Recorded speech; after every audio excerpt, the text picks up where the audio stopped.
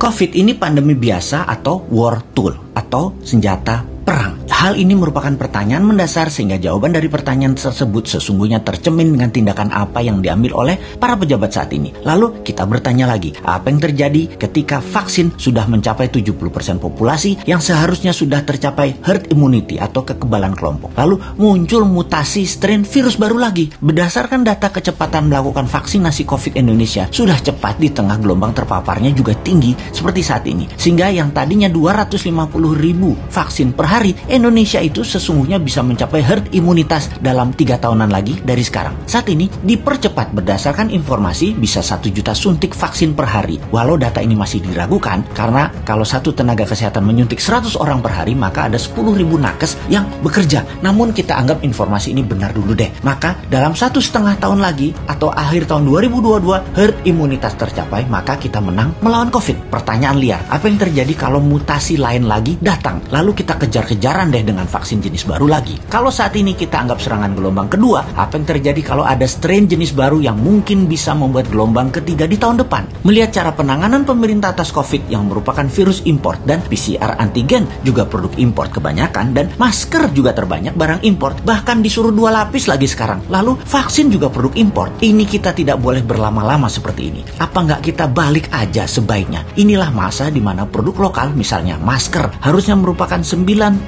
masker yang beredar di Indonesia saat ini adalah buatan lokal. Antigen tes lokalnya harus 100%. Vaksin lokal harus 50%. Atau obat peningkat imunitas yang lokal harus digenjot. Agar kalau virus mutan lagi, kita nggak terus bergantung impor yang akan membuat ekonomi negara digerogoti uang keluar atau flight capital. Sudah cara bernegaranya membatasi uang beredar menjadi tipis di tanah air, uang tadi ditarik keluar dengan berbagai kebutuhan impor dan tunai di tanah air harus hidup dengan pinjaman dolar asing dan yuan. Rupiah kok jadi nggak berdaulat ya? Pastinya karena kebijakannya terlalu impor. Walau bisa terlihat benar karena semuanya dalam keadaan darurat, tapi kalau bernegaranya daruratnya berkepanjangan seperti ini, sebenarnya bisa nggak masuk kategori salah kelola atau mismanagement bernegaranya. Lebaran tahun 2020 nih ya, kita nggak boleh mudik, pulang kampung, mudik apalah itu. Lalu tahun 2021 berlaku lagi, nggak boleh mudik lagi. Oke lah, kita manut, 2 kali ya kita manut. Walau ada beberapa orang nggak tahan melakukan pulang kampung yang katanya mereka lah penyebab meledaknya gelombang kedua paparan COVID sekarang. Oke lah, argumen ini diterima. Tetapi kalau tahun depan 2022 masih lagi, ini namanya nggak bisa kelola. Setuju nggak kalau hal ini kita sematkan? Nggak bisa kelola negara karena 3 kali berturut-turut kita nggak pulang kampung. Kembali ke pertanyaan awal, kita bisa simpulkan dari pertanyaan pertama oleh pemerintah saat ini, COVID adalah pandemi biasa, bukan war tool atau senjata perang biologi. Menjawab pertanyaan kedua, kalau ada strain baru, maka sepertinya ya ikut aja atas apa yang akan terjadi nanti. Kumaha engke, tak ada antisipasinya, yang ada hanyalah mudah-mudahan nggak ada mutasi lagi. Kalau terjadi berlawanan, ini senjata biologi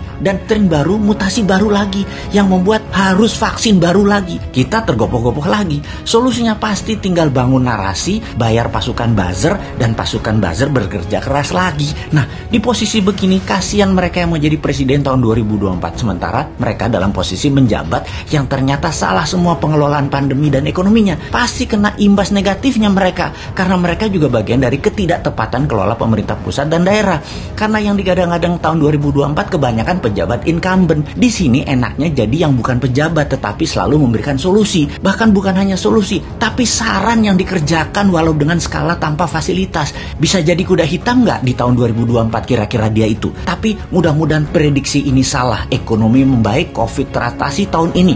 Amin. Cuman takut aja prediksi ini benar. Masa tinggal bosman tahun 2024? Ya nggak mungkin toh. Harusnya bisa 3 kali menjabat. Dukung.